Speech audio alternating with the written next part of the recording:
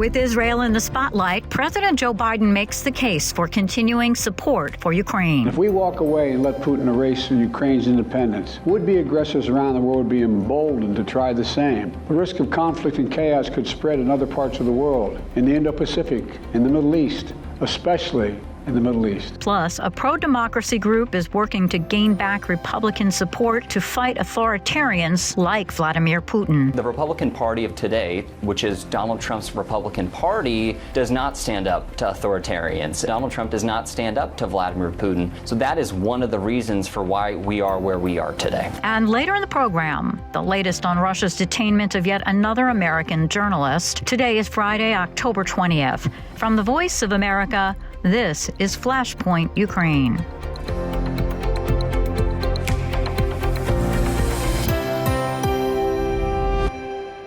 Good evening, I'm Lori London in Washington. Declaring that U.S. leadership holds the world together, President Joe Biden told Americans on Thursday night the country must deepen its support of Ukraine and Israel in the middle of two vastly different, unpredictable, and bloody wars. Time is of the essence. I know we have our divisions at home. We have to get past them. We can't let petty, partisan, angry politics get in the way of our responsibilities as a great nation. We cannot and will not let terrorists like Hamas and tyrants like Putin win. I refuse to let that happen. In his Oval Office address, Biden made a direct appeal to the American people to continue funding Ukraine and Israel amid their war efforts, a day after returning from Tel Aviv to show support for Washington's key ally. White House Bureau Chief Patsy Widakuswara has this report. Displaced Palestinians sheltering in tents in southern Gaza as Israel continues its airstrikes, including one that turned this mosque in the central Gaza town of Deir al-Balah into rubble. This is the backdrop for President Joe Biden's remarks Thursday evening, fresh off his visit to Tel Aviv, as he asked for more funding for Israel, a key U.S. ally, as well as to support Ukraine against the Russian invasion. Hamas and Putin represent different threats, but they share this in common. They both want to completely annihilate a neighboring democracy. Israel has bombarded Gaza, killing 3,000 and displacing more than 1 million people, mostly Palestinian Arabs, in response to the militant group Hamas incursion on October 7th, which killed 1,400 people in retaliation for Israel's decades-long occupation. In supporting Israel, Biden said America must also keep its commitment to help Ukraine in its fight against Russia's invasion. History has taught us that when terrorists don't pay a price for their terror, when dictators don't pay a price for their aggression, they cause more chaos and death and more destruction. Biden did not say how much he is requesting. The amount will be known Friday when presented to Congress. The House must have a speaker to pass legislation. So far, no Republican has been able to secure the 217 votes needed to claim the speaker's gavel, following the ousting of former House Speaker Kevin McCarthy earlier this month. Meanwhile, protesters calling for a ceasefire between Israel and Hamas descended on the U.S. Capitol on Wednesday. An October 16 Reuters Ipsos poll shows that 41% says the U.S. should support Israel's position. American leadership is what holds the world together. American alliances are what keep us, America, safe. That argument will be viewed with skepticism. Massive, in some cases violent anti-Israel and anti-U.S. demonstrations have erupted in various capitals around the world. Many protesters see Israel as an occupying force that continues to annex Palestinian territory, supported by the U.S., even as the administration denounces Russia's annexation of parts of Ukraine. Patsy Widakuswara, VOA News, Washington. President Biden officially submitted his requested supplemental funding package Thursday, which includes billions of dollars in military and humanitarian aid for Israel and Ukraine. National Security Advisor Jake Sullivan on a media briefing call Friday. As the president spoke about last night, we have to continue to stand up to tyranny and aggression and defend Ukraine against this brutal Russian invasion. We know from history that if we walk away and let someone like Vladimir Putin erase Ukraine's independence, he will not stop there, and would-be aggressors around the world would be emboldened. We have to send the unmistakable message that in the 21st century, a dictator cannot be allowed to conquer or carve up his neighbor. Reiterating the president's message, Sullivan noted a halt in funding would be a gift to Russian President Vladimir Putin. When he said that President Putin, reflecting on the possibility that America would stop providing assistance to Ukraine, President Putin said that Ukraine would have 1 week to live. 1 week to live. Putin is betting that the United States will walk away from defending its democratic partner Ukraine, walk away from the coalition of countries it has built over the last 18 months, and Joe Biden and the American people are going to prove Vladimir Putin wrong, and we're asking Congress to join us in that. He added that the weapons and military aid the U.S. and its allies and partners have provided for Ukraine over the past few years have made a tremendous difference in battles for Kyiv, Kherson, and Kharkiv. Biden faces an array of steep challenges, though, as he tries to secure the money. The House remains in chaos because the Republican majority has been unable to confirm a new leader in order to vote on any funding. Conservative Republicans oppose money for sending more weapons to Ukraine, but not all members are against the aid. Tatiana Voroshko with VOA's Ukrainian service spoke with Gunnar Raymer, spokesperson for the group Republicans for Ukraine, on why it's working so hard to garner renewed support from voters. To remind those traditional Republicans out there that supporting democracy both here and abroad is a central tenet of the Republican Party of the past, and that Republicans should once again embrace that. The House of Representatives is still in the middle of trying to elect the Speaker. Jim Jordan is their nominee. They're going to be another vote. Your organization graded him as F on Ukraine. What would be your notes to accompany the F mark? Jim Jordan has taken a series of votes against supporting Ukraine and has made comments that lack support for Ukraine as well. And we gave him an F on the report card because we think that if you are an F on the report card, and we've called for the next Speaker of the House to be someone that supports Ukraine, and I'm optimistic that Patrick McHenry would be more supportive of Ukraine. He has a B- on our report card, so I really hope that in the interest of Ukraine that Jim Jordan is not the next Speaker of the House. If he is a Speaker, would it just kill all Ukrainian legislation? Jim Jordan has done nothing to prove that he would do anything to support Ukraine. So that would be my fear. Should Jim Jordan be the next Speaker of the House, I think that support from Congress for Ukraine is in serious jeopardy. We expect the joint aid package for Israel and for Ukraine, and maybe also additional help for Taiwan and for southern border. Would it be possible for this package to go through the House of Representatives, even if Jim Jordan is a Speaker? Even with the joint package, my fear is after McCarthy's ouster as Speaker of the House, that Republican rank-and-file members are afraid of this very loud minority within the Republican Party, like Matt Gaetz, that have sent a signal to Republicans that if they support Ukraine, it puts their job in jeopardy. So that is my concern, that Republican rank-and-file members of Congress will be concerned over this minority but very loud wing of the Republican Party that have overtaken the right-wing infotainment media space. But what about the other minority or majority of those Republicans who do support Ukraine? Don't they have a voice? They do have a voice, and I hope they use their voice. When you look at our report card, there's a lot of A's, but there's a lot of D's and F's, and I think that it shows just how split the Republican Party is on this issue. Again, my fear is that these A's and B's are afraid of alienating their constituency, this loud Donald Trump type of Republican primary voter, and there is this fear out there about alienating them. But I hope what our organization, Republicans for Ukraine, does is send a signal to both Republicans, everyday Republicans, and Republican leaders that there are these everyday Reagan-type Republicans out there that support Ukraine. And we think that Republicans for Ukraine is a very effective vehicle at communicating to Republicans out there that these types of Republicans still exist. What's the main reasons for the support for Ukraine dropping precipitously among the Republican voter base? So public polling did signal that support for Ukraine among Republicans was dropping. And when we are doing focus groups with Republican voters, the thing that we could notice is that this isolationist part of the party that Donald Trump has inspired is really taking over. The thing that we recognize and are disappointed with, that the Republican Party of today is Donald Trump's party, and on a whole host of issues,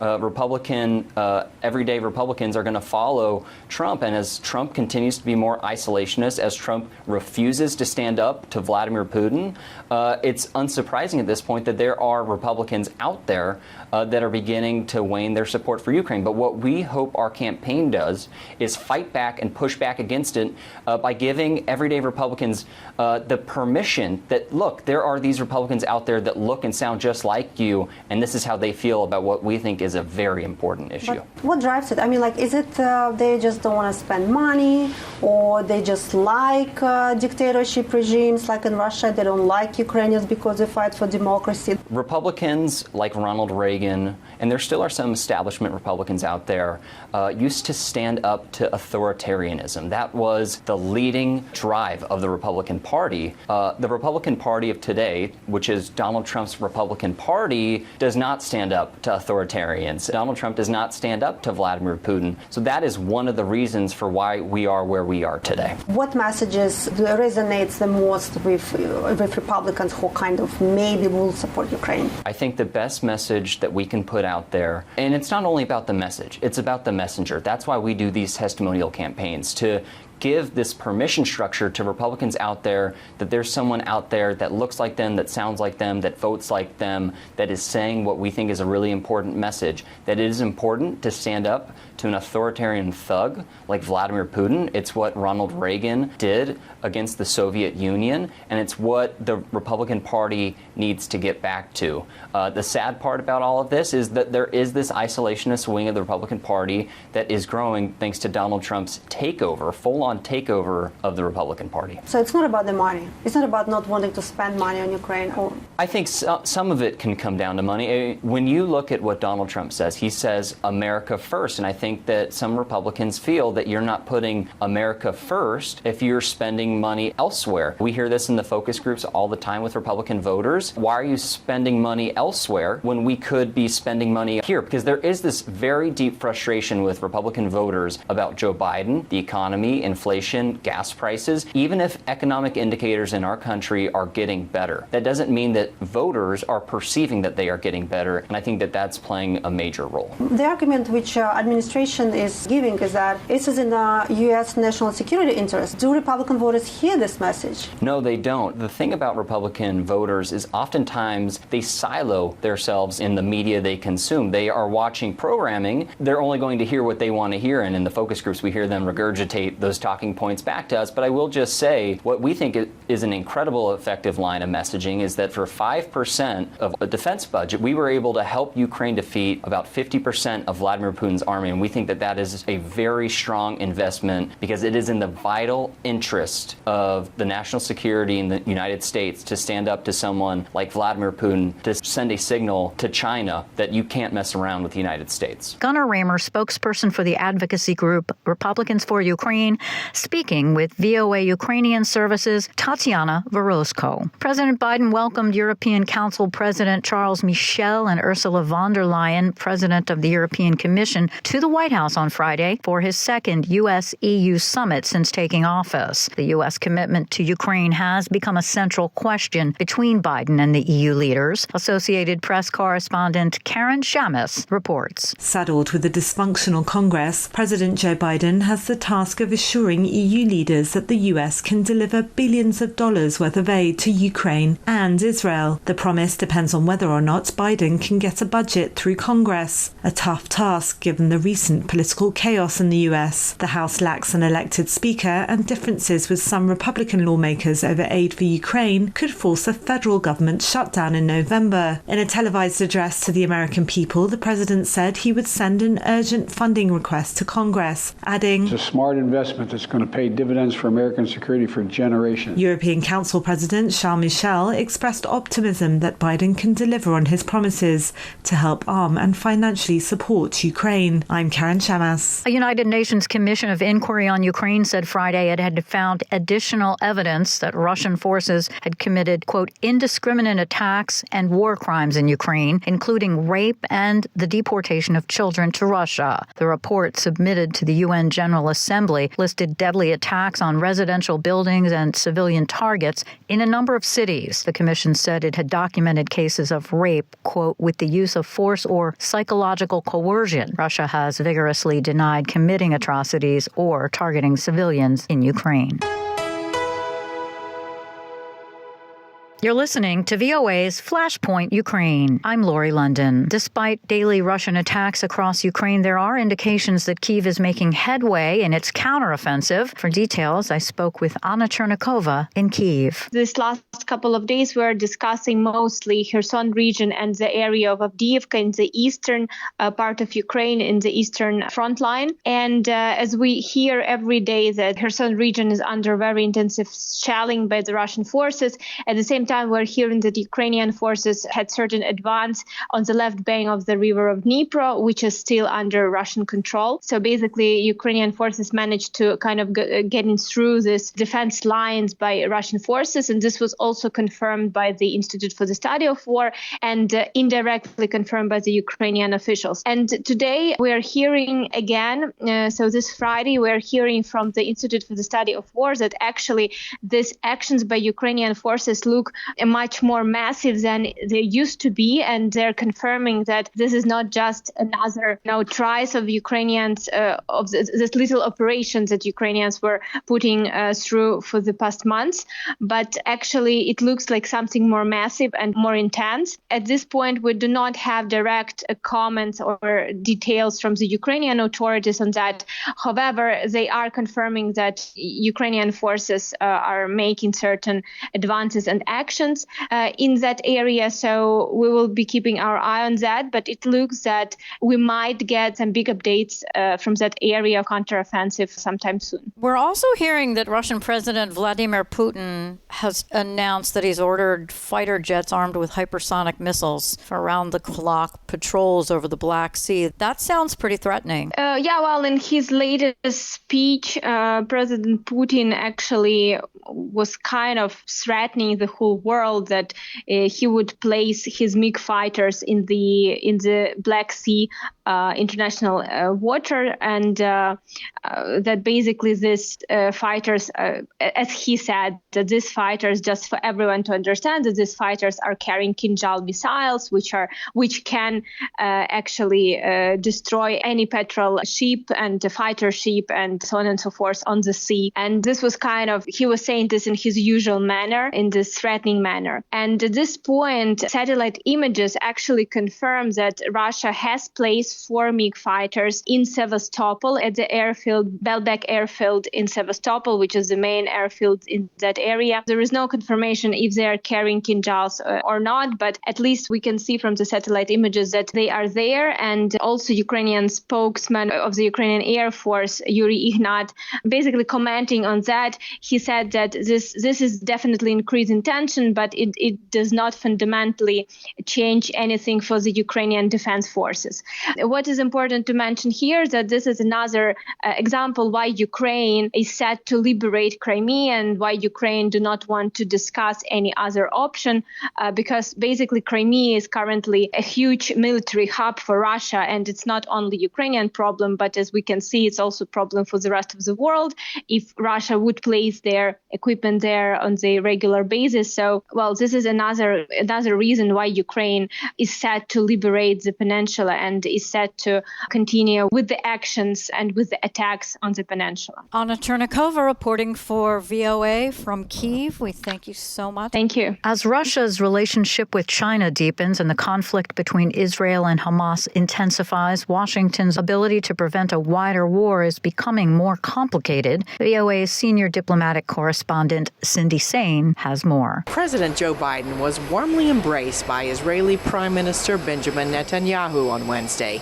as he made a high-stakes wartime visit to demonstrate U.S. solidarity after the brutal October 7th attacks by Hamas militants on Israeli civilians.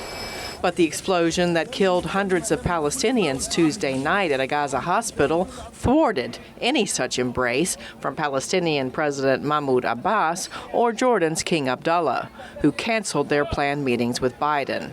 Both Israel and Hamas deny they are responsible for the hospital blast.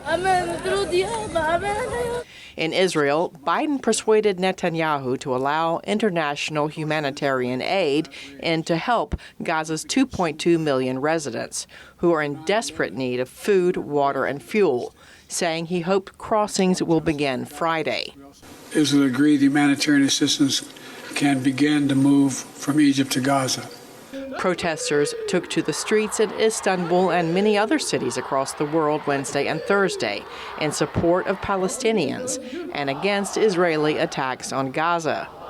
Some protesters also expressed outrage at the United States for backing Israel, despite intensive shuttle diplomacy by Secretary of State Antony Blinken, who met with Arab leaders across the region. While Blinken and Biden were visiting the Middle East, Russian President Vladimir Putin was welcomed to Beijing by Chinese leader Xi Jinping. Addressing the Israel-Hamas conflict, Putin said that the growing number of world conflicts strengthens ties between Moscow and Beijing. Russia and China have refused to condemn the Hamas attacks on Israeli civilians. One expert told VOA this crisis has shown that the U.S. is now the only superpower in the Middle East. Michael Kimmage is a professor of history with the Catholic University of America.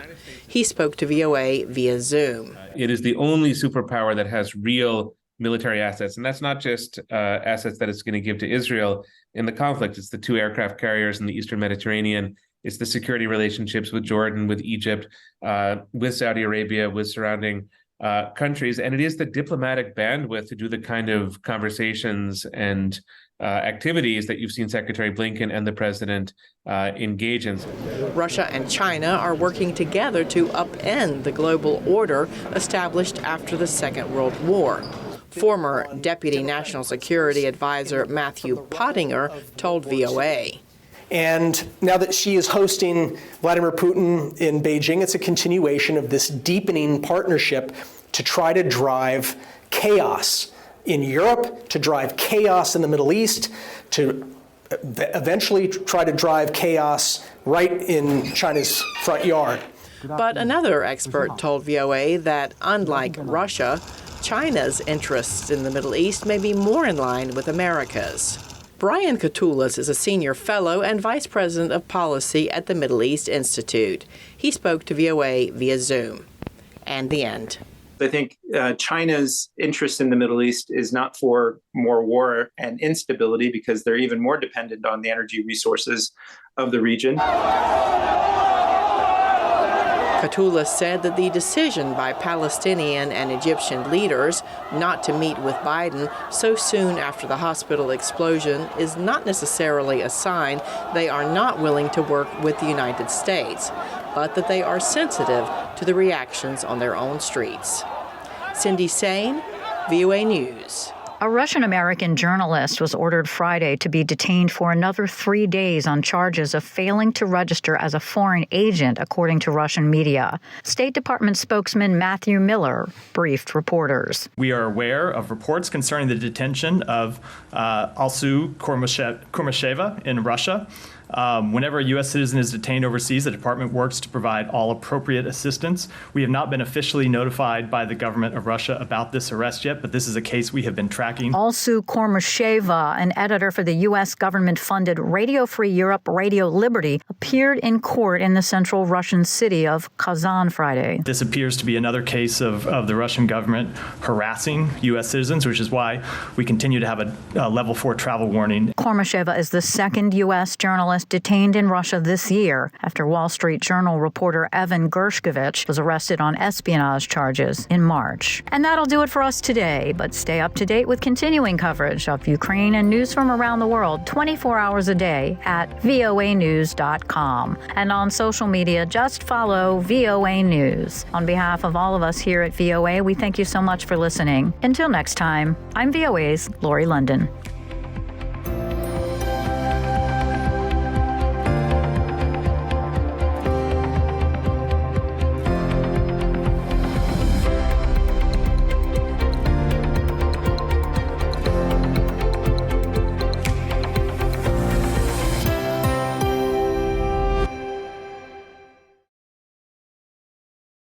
This is the voice of America. Washington, D.C.